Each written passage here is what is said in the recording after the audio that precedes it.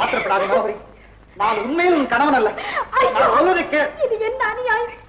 நான் இன்னும் ஏன் காணாமல் இருக்கிறேன்? உன் இதயம் வெடித்து விடாமல் இருக்கட்டும், சாவு உன்னை காவு கொள்ளாமல் இருக்கட்டும். உன் கற்பு நெருக்கி சிறிதும் மாசு வராமல் நடக்கும் இந்த நாடகம் நாட்டின் நலனுக்காக, உன் கணவரை காப்பாற்றுவதற்காக. யார் இவன்? எங்கிருந்து வந்தான்? என்ன இவன் பழைய கதை? ஏன் இந்த நாடகம் என்றெல்லாம் உன் மனம் குழம்பு. தெள்ளிய நீருக்கும் இல்லறத்து பெண்ணுக்கும் கள்ளம் புரியாது, கபடம் தெரியாது. கண்ணாடி உன் மனம், அதிலே காணப்படுவது உனது கணவனின் முகம். அரண்மனை, அதிகாரம், ஆள், அம்பு, சேனை, இதுதான் நீ காணும் உலகம். இன்னும் ஒரு உலகம் உண்டு, நீ காணாதது, நான் கண்டது. கேள். காடு சுற்றுவார்கள், கலப்பை பிடிப்பார்கள், உழுவார்கள், விதைப்பார்கள், அறுப்பார்கள், சுமப்பார்கள், உண்ண மட்டும் உணவில்லாமல் தவிப்பார்கள். அந்த மாபெரும் கூட்டத்திலே நானும் ஒருவன்.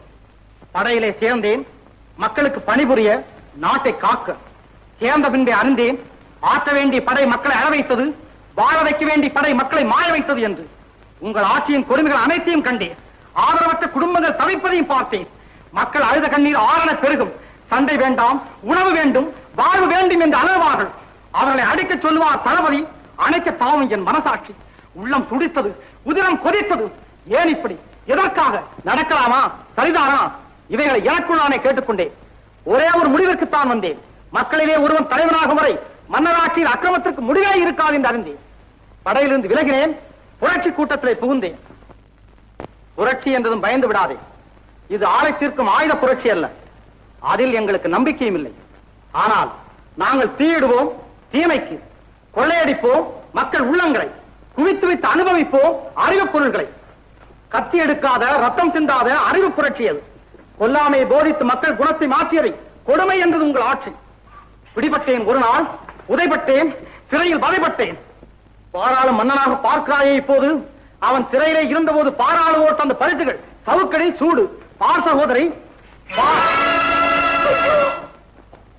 செல்வந்தர் வீட்டு மாடுகளுக்கு வைத்திய வசதி உண்டு, ஏழை அதனிலும் இருந்தவனா உங்கள் நாட்டிலே இருந்து கேட்டதற்காகவா இந்த தண்டனை? பட்டேனே பலதுயரம், கெட்டேனா, பழிகாரனாக மாறினேனா? நான் கொடியவனாக இருந்திருந்தால் உன் கற்பை எளிதில் சூறையாடி இருக்க முடியும். இல்லை மனோகரி, இல்லை. நான் பலனளிக்கும் கழனியானே. குழப்பம் செய்யும் கூட்டம் ஒருபுறம், கொந்தளிக்கும் மக்கள் ஒருபுறம், என்னை கொலை செய்ய துடிக்கும் கொடுமையாளர்கள் ஒருபுறம், வடிவத்தால், வாக்கினால், சிந்தனையால் இவன் நமது கணவனே என்று கலங்கும் நீ ஒருபுறம். இதற்கிடையில் தான் வாழ்கிறேன் மன்னனாக. பட்டு பட்டு தேறி என் இதயம் எந்த பாரங்களையும் தாங்கிக் கொள்ளும். ஆனால் என்னை உன் கணவனாக கருதி மகிழ்ச்சியோடு பார்த்தால் என்னால் தாழ முடியாது சகோதரி, என்னால் தாழ முடியாது. அதற்கும் இன்று ஒரு முடிவு கண்டு விட்டேன். பாரம் இறங்கிவிட்டது.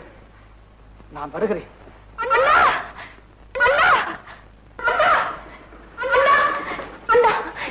என்னை மன்னித்து விடுங்கள் அண்ணா.